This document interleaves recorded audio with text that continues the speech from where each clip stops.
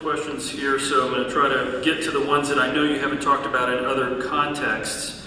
Up to a state level again, as has been the case every year for nearly a decade in Virginia, there will be a bill introduced in the House of Delegates this year to reform the way we draw legislative districts in Virginia.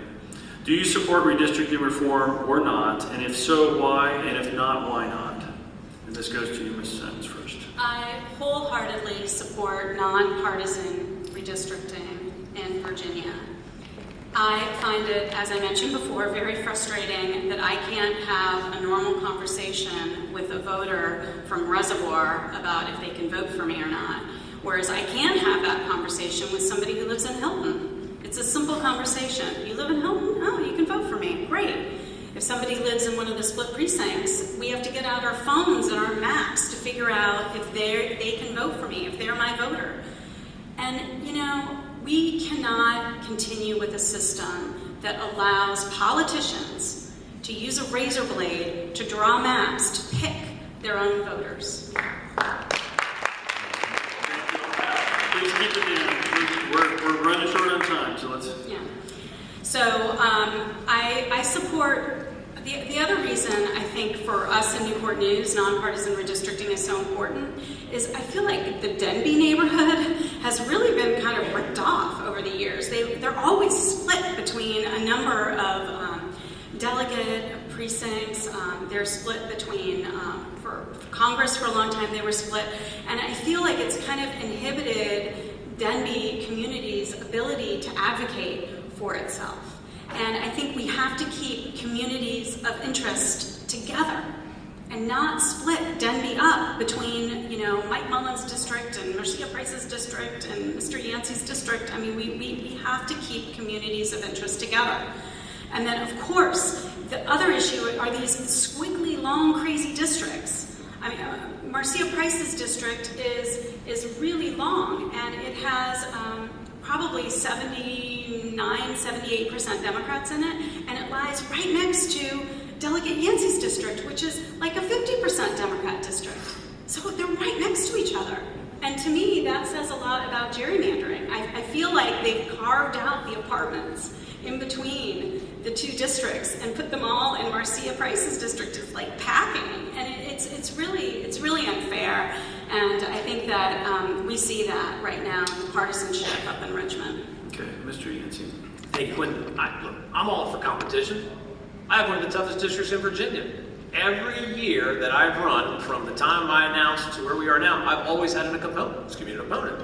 I think competition's a great thing. It's what makes our country the best in the world. So competition is certainly a very tough thing, but I think there's a couple of things on this issue. One, have to bear in mind that there is a Supreme Court case right now about Wisconsin gerrymandering, and there is also a lawsuit going on in the Virginia courts about Virginia redistricting, and that is working its way up, and I suspect that the United States Supreme Court will bring this matter up.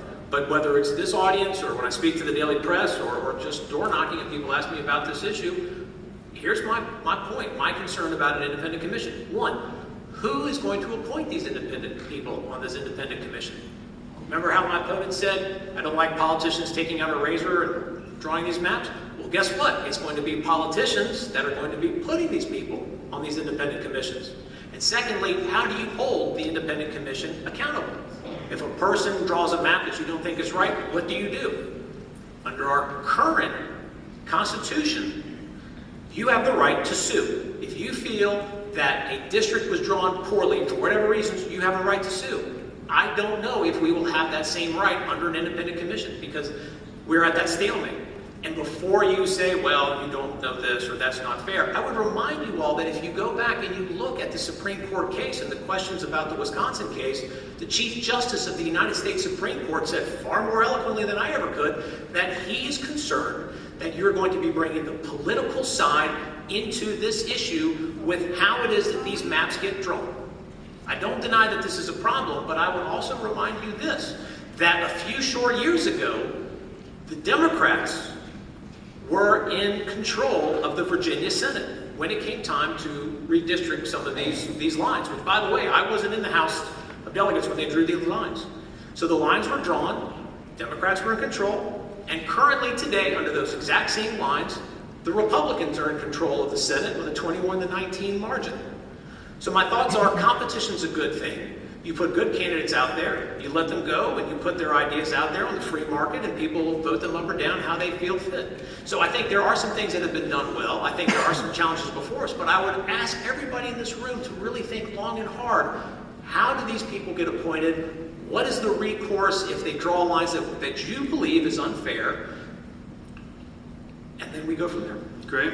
You have the opportunity for a rebuttal response, Ms. Yancey. Yeah, I think that Ms. Simonds, sorry. the nonpartisan redistricting commission will have guidance from the Constitution of Virginia that these districts have to be contiguous and compact and keep communities of interest together. And that's how we know that it's done right. We have to take this out of the hands of politicians. I support nonpartisan redistricting, and I would really like to know if my opponent supports it or not. I will, it's a little bit out of, if you want to respond, I'll give you the opportunity. That was directed right at you at the end. Or I'll go on. All right. So Ms. Simonds, you get